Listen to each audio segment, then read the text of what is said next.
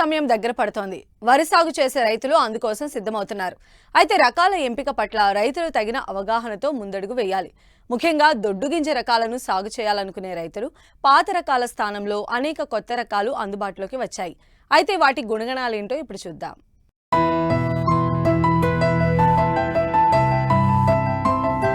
వరి సాగు చేసే ప్రాంతాల్లో ఆయా కాలమాన పరిస్థితులు, వాతావరణం, భూములను బట్టి శాస్త్రవేత్తలు ప్రాంతాల వారీగా అనేక వరి వంగడాలను రూపొందించారు. అయితే ఇప్పటి వరకు ప్రాచుర్యంలో ఉన్న పాత రకాలను సాగు చేస్తున్నారు రైతులు. వాటికి ప్రత్యామ్నాయంగా అనేక రకాలు మార్కెట్లోకి వచ్చాయి. అయితే రకాల పట్ల రైతులకు పూర్తి అవగాహన ఉండాలి. రానున్న ఖరీఫ్ కాలానికి ఎలాంటి రకాలను ఎన్నుకోవాలి, ఏ రకాన్ని ఎన్నుకుంటే మంచి దిగుబడులు పొందవచ్చో తెలిసి ఉండాలి. ఖరీఫ్లో దొడ్డుగింజ రకాలను సాగు చేయాలనుకునే రైతులకు అందుబాటులో ఉన్న నూతన రకాలేంటి, వాటి గుణగణాల గురించి తెలియజేస్తున్నారు రాజేంద్రనగర్లోని వరి పరిశోధనా స్థానం ప్రధాన శాస్త్రవేత్త సిహెచ్ దామోదర్ రాజు. రానున్న ఖరీఫ్ కాలానికి రైతులు ఎలాంటి వరి రకాలు ఎన్నుకోవాలి? మనకు మార్కెట్లో ఎన్నో రకాలు అందుబాటులో ఉన్నాయి. రైతులు వారి వారి పరిస్థితులను బట్టి ఏ రకం వేసుకుంటే మంచి దిగుబడులు, మంచి లాభాలు పొందే అవకాశం ఉంది. అయితే వరి రకాల విషయానికి వస్తే మనకు వివిధ కాల పరిమితుల్లో మనకు రకాలు అందుబాటులో ఉంటాయి. ముఖ్యంగా 3 కాల పరిమితుల్లో మనకు స్థూలంగా మనం చెప్పుకోవచ్చు. ముఖ్యంగా స్వల్పకాలిక రకాలు అంటే 4 నెలల్లో పంటకొచ్చే రకాలు, 120 రోజుల్లో కోతకొచ్చే రకాలు. మధ్యకాలిక రకాలు అంటే 130 నుంచి 135 రోజుల్లో కోతకొచ్చే రకాలు, 4 నెలల 15 రోజుల్లో పంటకొస్తాయన్నమాట. అదేవిధంగా దీర్ఘకాలిక రకాలు అంటే 145 నుంచి 150 రోజులు, ఇవి మీకు 5 నెలల్లో పంటకొచ్చే రకాలు. ఇలా ఈ 3 కాల పరిమితుల్లో మనకు వివిధ రకాలు అందుబాటులో ఉంటాయి. అయితే రైతులు స్వల్పకాల రకాలు, మధ్యకాల రకాలు, దీర్ఘకాల రకాలు ఎప్పుడెప్పుడు నార్లు పోయాలి అన్నది అవగాహన కలిగి ఉండాలి. ముఖ్యంగా దీర్ఘకాలిక రకాలైతే అంటే 150 రోజుల కాలపరిమితి గల రకాలైతే మనకు మే ఆఖరి వారం నుంచి అంటే రోహిణి కార్తె నుంచి జూన్ 15 వరకు మనము నార్లు పోసుకునే అవకాశం ఉంటుంది. తర్వాత మధ్యకాలిక రకాలైతే జూన్ 15 నుంచి మీకు దాదాపు జూలై 15 వరకు కూడా నార్లు పోసుకోవచ్చు. ఇకపోతే స్వల్పకాల రకాలైతే జూలై 30 నుంచి జూలై 31 వరకు కూడా నార్లు పోసుకునే అవకాశం ఉంది. ఇకపోతే రకాల విషయానికి వస్తే మనకు ఎన్నో పాత రకాలు ఇప్పటికే రైతులు సాగు చేస్తున్నారు. ముఖ్యంగా దొడ్డు పొడవు గింజ రకాలు, తర్వాత మధ్యస్థ గింజ రకాలు, మధ్యస్థ పొడవు గింజ రకాలు, మధ్యస్థ సన్న గింజ రకాలు, తర్వాత పొట్టి సన్న గింజ రకాలు. ఈ విధంగా మనము ఆ యొక్క గ్రెయిన్ సైజుని బట్టి మనము రకాల విభజన కూడా చేయవచ్చు అనమాట. అయితే ముఖ్యంగా అనాదిగా అంటే ఎక్కువ రోజుల నుంచి సాగుబడిలో రకాలలో దొడ్డు పొడవు గింజ రకాలలో MTU 1010 అనే రకము పాత రకంగా ప్రాచుర్యంలో ఉంది. అదేవిధంగా తెల్లహంస అనే రకం ప్రాచుర్యంలో ఉంది.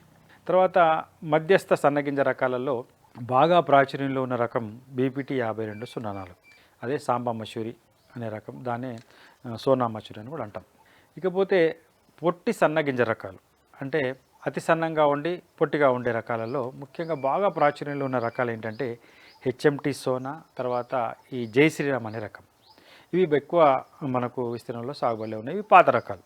అయితే రైతులు గుర్తుంచుకోవాల్సిన విషయం ఏంటంటే ఇవన్నీ మార్కెట్ సెగ్మెంట్స్ అనమాట. అంటే లాంగ్ స్లెండర్ పొడవు గింజ రకాలు ఒక మార్కెట్ సెగ్మెంట్, మధ్యస్థ సన్నగింజ రకాలు ఒక BPT లాంటి ఒక మార్కెట్ సెగ్మెంట్, తర్వాత పొట్టి సన్నగింజ రకాలు ఒక మార్కెట్ సెగ్మెంట్.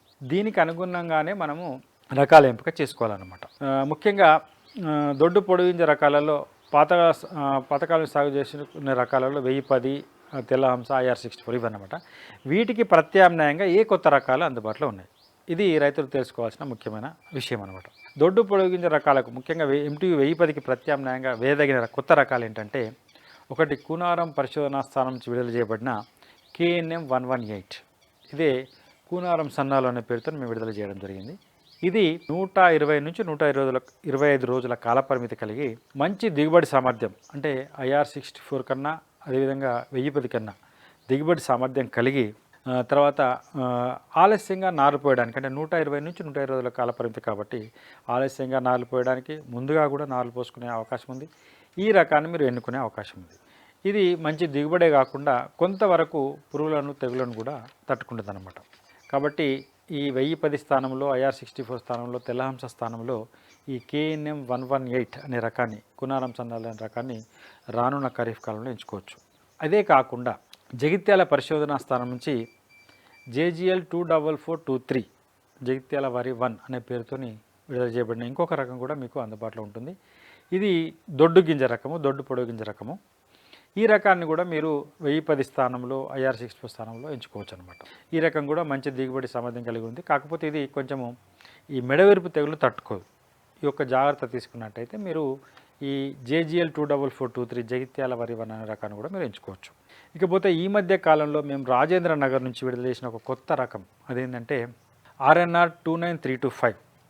ఇది కూడా దొడ్డు పొడవు గింజ రకంగా దీన్ని మేము క్లాసిఫై చేసాం. అంటే 1010 IR64 లాగానే ఉంటుంది. ఈ రకాన్ని కూడా మీరు రానున్న ఖరీఫ్ కాలంలో ఎంచుకోవచ్చు. RNR 29325 అనే రకము కూడా మంచి దిగుబడి సామర్థ్యం కలిగి ఉండి మంచి గింజ నాణ్యత కలిగి ఉండి మార్కెట్లో మంచి రేట్ కూడా వచ్చే అవకాశం ఉంటుంది. ముఖ్యంగా ఈ దొడ్డు పొడవు గింజ రకాలన్నీ కూడా మనకు మార్కెట్లో పారాబాయిల్ రైస్ కింద వెళ్తాయన్నమాట. అంటే ముఖ్యంగా పారాబాయిల్ ఈ రకాలన్నీ కూడా కొనుగోలు చేసే రైతులు మన మిల్లర్స్ పారాబాయిలింగ్ చేసి ఇతర రాష్ట్రాలకు ఎక్స్పోర్ట్ చేస్తూ ఉంటారు. అదేవిధంగా రా రైస్ కింద కూడా ఈ రకాలు వెళ్ళే అవకాశం ఉంది.